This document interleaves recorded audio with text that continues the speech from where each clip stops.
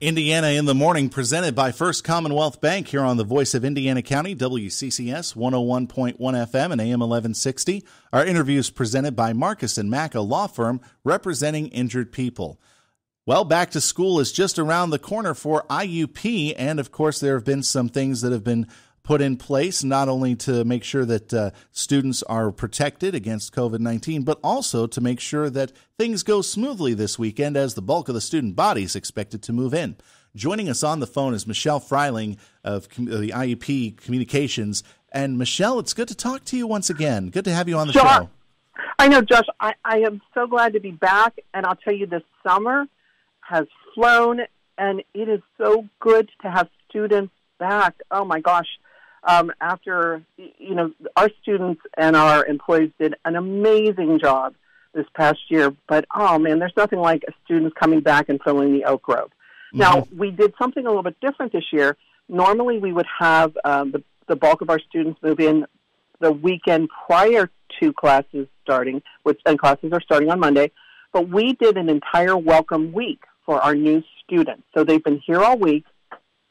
Things have gone beautifully, and there's things they do all day long, the traditional things like placement testing, orientation events, but a lot of social events to help our students become acclimated. What's it like to be on campus? Mm-hmm. and getting to know each other? So it's just been extraordinary. Our Welcome Week leaders are amazing. These students, because they're not, they know what it's like to be a student. So it's really gone well. And then today, of course, is Thursday, so it's the third Thursday. And our downtown Indiana merchants, our community groups, the Tourist Bureau and downtown Indiana have been so active in reaching out and welcoming our students and saying, here's some special discounts. So it's really gone well this week. I could ask for a little bit better weather, Josh. I don't know who to ask for in your department to make that better. That's over my head. I understand. Mine too. But it's gone really well. Also, another new program that I think people ought to hear more about is this new Crimson Scholar Circle program. They arrived even earlier than the first-year students, right? Absolutely, Josh. This is, you can self-select to be in this. This is for our black and brown students, and it's really designed to help them to be successful in a university setting. This is a new initiative this year, and I hope to have Vice President Tom Seeger come on the program a little bit later to talk about what we're doing with this program while it starts this week early, and then they just go into the regular Welcome Week events. We'll be doing programs all year long. We want to make everyone, regardless of who you are and your background, be welcome to live and learn at IUP. That's amazing. So that's a really good program. And this, I think, is stemming from a lot of the discussions that have been going on as of late when it comes to equality in education. And Dr. Driscoll, the president, has really been at the forefront of making sure that people's voices are heard, they're listened to, and things are acted upon in these matters. Oh, Josh, without question. Our president has been leading the charge. We know the expectations, and we're working on it. This isn't a quick fix. This isn't something we can finish in a semester and say we're done. This is an ongoing initiative and ongoing work, and but we're continuing to work through it. And again, about listening and having people feel heard, and also having people know that they can come forward, say these are my concerns, or this would be a program that would work. So it's really about listening and trying to understand different points of view. And that's absolutely a goal. It's in our strategic plan, for example, that preparing students for a diverse world. It's a goal. Right. One of the things that I heard about that was going to be new on campus this year, and if I get the name wrong, I apologize, but it's the Common Hour that's going to be held every day. Tell us a little bit about that. Absolutely. The Common Hour is a really exciting new initiative. This came out of planning for our strategic plan. The strategic plan, which was adopted by the trustees in December, it's the 2020 to 2025. And it's really about focusing on students. And students told us that they wanted some time to be able to do things. The university schedule is crowded. If you could conceivably be at an event every single hour of every single day. So this common hour, it's from 11:30 to 12:30, Monday through Friday. No classes except for some lab classes and some studio classes that can't have a common hour break. Right. But it's a chance for people to get together with organizations. It's a chance for students to have student group meetings. So it's really it was developed on the recommendation of students and the input from faculty and staff as the strategic plan was being developed. But one of the things, for example, in the Crimson Common Hour, one of the first university-wide events is happening on Friday, September 10th. Mm-hmm.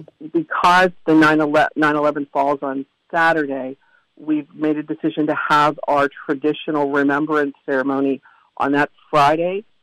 So it'll be a little bit different.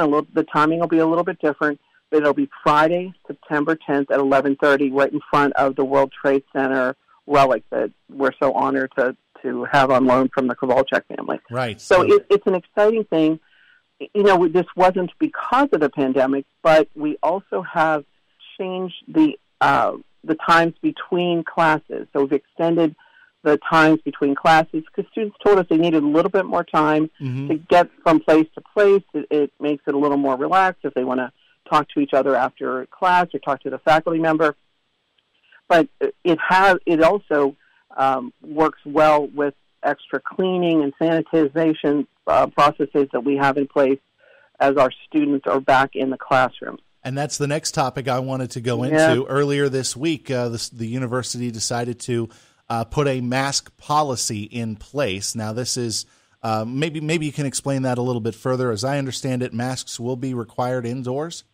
Yes, correct. It's going to be required in all indoor buildings at all of our campuses and centers. That includes the KCAC. We're asking that people wear a mask even if you are vaccinated. We're looking at the data of vaccinated individuals in Indiana County and Pennsylvania. We're looking at the trends, the cases, and we're also looking at CDC and PA Department of Health guidance that is saying that masking is recommended for individuals even if you're vaccinated. We know it is not we'd all like to be done with COVID, but COVID's not done with us. Right. It's just not. And we have to make decisions that are in the best interest of our students, our employees, and our community. I know some folks are not happy with this, but, the guidelines are meant so that we can continue our operations, keep our students here, and keep our community safe, frankly. Right. If we have less mitigation, if we can do more mitigation on our campus and reduce the number of cases in Indiana County, that's only good for Indiana County, too. Right, definitely. Now, one thing I did want to ask about that policy, when it comes to the dorms, are the students going to be allowed to take the masks off when they're in their own dorm rooms? Yes, correct. When you're in private spaces, absolutely, you can be unmasked. If you're in public spaces, common spaces, we ask that you wear a mask. All right, just wanted to make that clear. Sure, of course. Talking with Michelle Fryling this morning as IUP gets ready for the start of the 2021-22 school year, and that starts this coming Monday, believe it or not. Yes, absolutely. But as we said, move-in is going to be, and we've been talking about move-in, and we've had some groups of students moving in, but the continuing students that are living on campus, that's the bulk of the move-in activity. That's going to be this weekend. It absolutely be this weekend. We're excited about welcoming our students back. I have to think that our community businesses are very excited about welcoming our students back, too. So we're very excited. This move-in for continuing students will happen this weekend. We've got our new students already here and really integrated. And I don't know about you, Josh, when I drive around or I walk around and I see students back in town, it just lifts up this whole community with an energy that it just really makes my heart happy. I'm just glad to see them back. And our students are telling us that they are so glad to be back. Mm-hmm, definitely. So we're very excited about it. Now, I do want to tell people, I know that you can talk a little bit more about what your station is doing, but on Friday, tomorrow at 9 a.m., we'll have our traditional opening of the academic year program.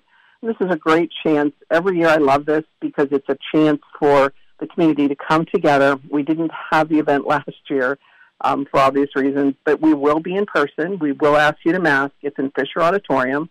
And I think, Josh, you tell me, I know your station is thinking about featuring it. We will be live streaming it on the IUP YouTube channel. Yes, we'll have coverage in our newscasts as we traditionally have done here on Indiana in the Morning, because our 9 o'clock hour here is really packed for this. It's a little busy, right? Yes, ma'am. But we will have it as part of our news cycle tomorrow, and hopefully we'll also get to hear some. We'll definitely be hearing from President Driscoll and some of the other leaders of the university, both on the university side and the union side as well. Absolutely. We're, it's almost like our first day of school, even though classes don't come until Monday.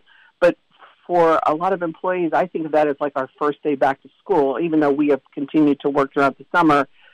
It's exciting to think about starting a new year. Every year will bring its challenges, no question. Mm-hmm.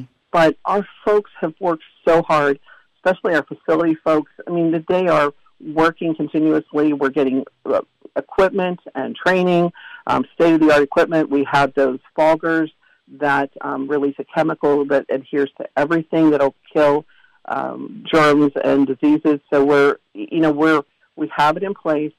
We're doing our part, and that's why we're so appreciative of folks that are saying, okay, masking isn't what anyone prefers, but they're ready to do it to keep each other safe and this community safe. All right. Michelle, I hate to say it, we're right up against the mark. But I'm sure. I know you never have to worry about me being too short, do you? Thanks again, though, Michelle, for joining us on Indiana in the Morning. All the best to you and the staff and students at IUP. And please keep in touch, okay? Thank you, Josh, for having me. Take care. You too. Okay. Michelle Fryling joining us here on Indiana in the Morning, presented by First Commonwealth Bank. Our interviews presented and protected by Marcus & Mack, a law firm representing injured people.